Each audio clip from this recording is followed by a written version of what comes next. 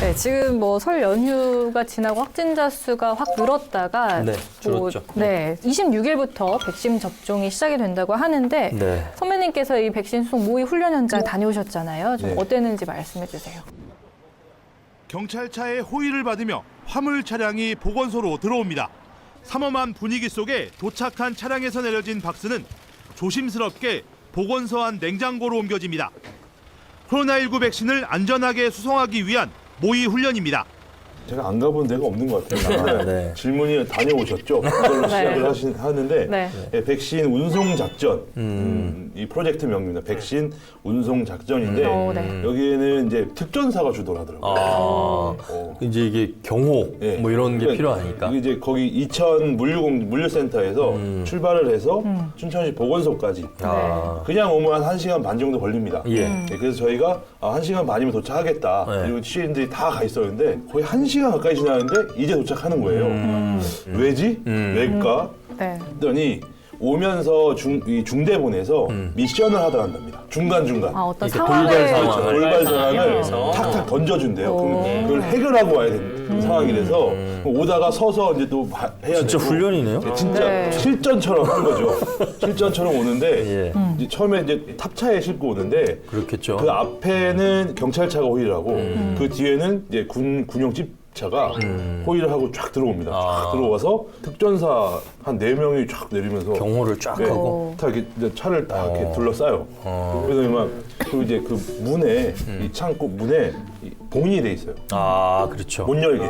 이게 뜯기면 이건 문제가 있는 거다 이렇게 그렇죠, 보는 거기 때문에 수능시험지랑 똑같죠. 그리고 선거 이 투표용지도 그렇게 하지만 그럼 오면 보건소에서 나와서 받고 인수인계. 품번 확인하고 확인하고 물량 확인하고 바로 냉장고에 여기까지가 훈련이었는데 네. 일단은 재밌었어요.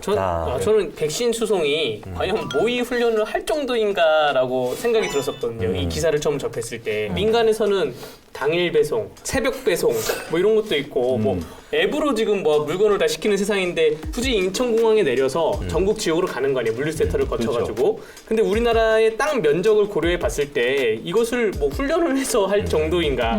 또 훈련비 같은 예산을 뭐 편성을 했었던 것인지 아니면 예비비에서 뺀 건지 아니면 또 추경 때 이걸 또 써야 되는 것인지 그런 의문도 들고. 예비 정신은 네. 보는 눈이 또 달라요. 아니 훈련할 거면 조용히 하던가 이게 너무 보여주기식 근데 이게 훈련이 아닌가 이 생각이 들어요. 물론 이제 뭐 강대규 변호사의 지적도 뭐 일리가 있는 것 같은데 한편으로 보면 뭐냐면 코로나19라는 초유의 상황에서 국민들이 상당히 불안해하잖아요. 그런데 이 예방접종을 우리가 이제 시작한다는 걸 국민들에게 이렇게 대대적으로 홍보를 하면서 불안감을 조금 줄여주는 그렇죠. 거죠. 우리가 이렇게 예, 열심히 준비했다. 그리고 완벽하게 실제 준비했다. 다른 나라에서 백신이 오염된 사례가 나왔어요. 네. 그러니까 백신이라는 게 지금 특히 이제 우리가 시작되는 게 26일부터는 아스트라제네카 백신을 네. 요양병원하고 요양소에 있는 분들 거기 종사자와 거기 이제 환자들한테 접종을 하는 거고 27일부터는 이제 화이자 백신인데 네. 이 화이자 같은 경우는 유통을 하는 단계별로 되게 까다롭습니다. 조건들이. 그러니까 한 번 그러고 해동을 하면 바로 다 맞춰야 돼요. 안 그러면 다 오염이 되고 폐기를 해야 돼. 그러니까 정부는 이런 걸 통해서 우리가 이렇게 철두철미하게 백신을 공급한다. 네. 맞는 것도 접종하는 장소도 다 지정을 하고 관리를 해서 한다. 그러니까 이런 면에서 국민들에게 홍보를 하는 거죠. 안심하시라. 그러니까 이런 면에서는 일부러 좀 보여주기도 좀 필요하지 않을까 뭐 이런 생각을 좀 해봤어요. 네. 네, 그러면 이제 앞으로 백신 접종 대상 어떻게 좀 진행이 되는 걸까요? 일단은 26일부터 도내에서도 백신 접종이 시작될 예정입니다. 네. 첫 대상은 뭐 전국 다 똑같지만 코로나19 치료를 하는 병원 네. 종사자 그리고 요양병원과 시설의 65세 미만 이용자 종사자를 대상으로 진행이 되고 아마 일반 시민들, 65세 네. 이하 일반 시민들은 7월부터 아마 백신 종류에 상관없이 네. 순차적으로 예. 이 백신을 맞을 수 있을 것 같습니다. 뭐 3월부터는 이제 도내에서 처음으로 일단 시민들을 대상으로 하는 예방접종 센터가 원주 치아체육관에 설치가 된다고 합니다. 이제 또 뭐 순차적으로 춘천에선 봄내체육관, 강릉은 아이스 아레나 뭐 이런 네. 곳에서 이제 센터가 준비가 되고 있는데 예. 뭐 시민들 입장에서 좀 혼란을 겪진 않을지 뭐 우려되는 부분, 시민 입장에선 좀 걱정되는 게 있으실까요? 저는 걱정되는 건 딱히 없는데 네. 그냥 궁금한 게 원주 체육관에서 처음 실시가 되잖아요. 네. 근데 이게 원주 시민 말고 강원도 내 다른 도민들도 가서 맞을 수가 있는 것인지. 그게 뭐냐면 예. 거점 예. 접종 센터에서 네. 이제 이런 것들 이제 여기에 거쳐서 이제 뭐 정선이나 이제 영서 남부 지역으로 백신이 갈 수 있는 네. 보관소가 될 것 같고요. 네.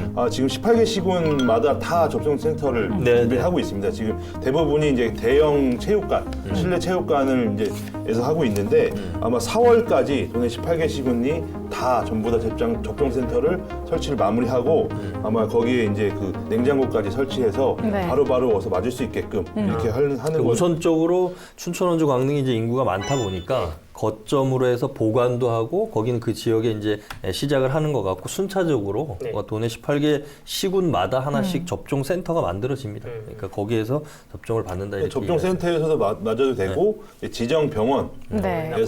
예, 맞아야 됩니다. 그리고 지금 이제 요양병원이라든지 요양원 같은 경우는 지금 일반인 면회나 출입이 안 돼요. 거기 계신 분들 이야기 들어보니까 그분들은 아예 일주일에 한 번 내지 두 번 의무적으로 검사를 받는. 왜냐하면 거기 있는 분들이 너무 취약하다 보니까 네. 걸리면 일단 되게 중증으로 빨리 가기 때문에 거기 계신 종사원들 이런 분들은 이동도 제한이 되고 집에 가도 아주 뭐 다른 사람하고 접촉 못하게 한다 그러더라고요. 그러니까 예를 들어서 요양원이나 요양소나 뭐 이런데 의사가 없을 경우에는 출장을 나가서 거기서 접종을 하신다 그러더라고요. 의사가 있으시면 그분이 이제 접종을 하시는 거예요. 변호사님 만약에 이렇게 백신을 맞고 나서 네. 부작용이 나타난다면 이거를 어디에 책임을 묻고 뭐 보상을 어떻게 받을 수 있을까요? 네, 일단 정부에서는 네. 그 복지부와 뭐 질병청, 식약처, 그 의사협회, 간호사협회에서 코로나19 백신 의정 공동위원회가 있습니다. 거기서 이 부작용에 대해서 어떻게 대처를 할 건지 논의가 나올 것이고요. 네. 뭐 이 논의가 안 나오면 결국 소송으로 가는 것인데 개인별로 소송으로 가던가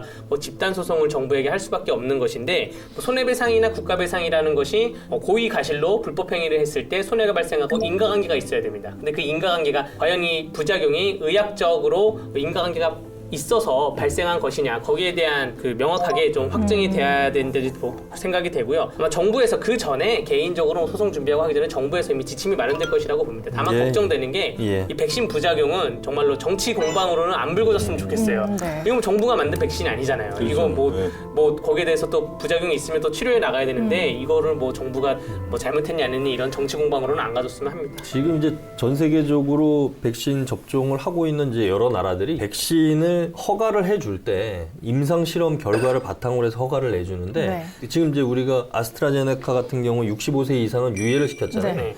이 65세 이상을 다른 나라에서도 맞은 임상 결과들이 별로 많지 않대요. 샘플이. 그래서 일단은 안정성을 담보로 그러니까 확증을 할 수 없기 때문에 일단 유예를 해놓은 거고 코로나19 백신에 대해서는 이미 전 세계적으로 실시간으로 정보가 교류가 되고 우리나라의 질병관리청이라든지 전담 그 부서에서도 이런 정보들을 실시간 주고받고 있다 그러더라고요. 그러니까 그 부작용에 대해서 우리가 크게 걱정하는 것보다는 일단은 빨리 전 국민의 지금 면역을 지금 만들려면 뭐 절반 이상이 아니라 거의 뭐 70% 80% 정도는 맞아야지 네.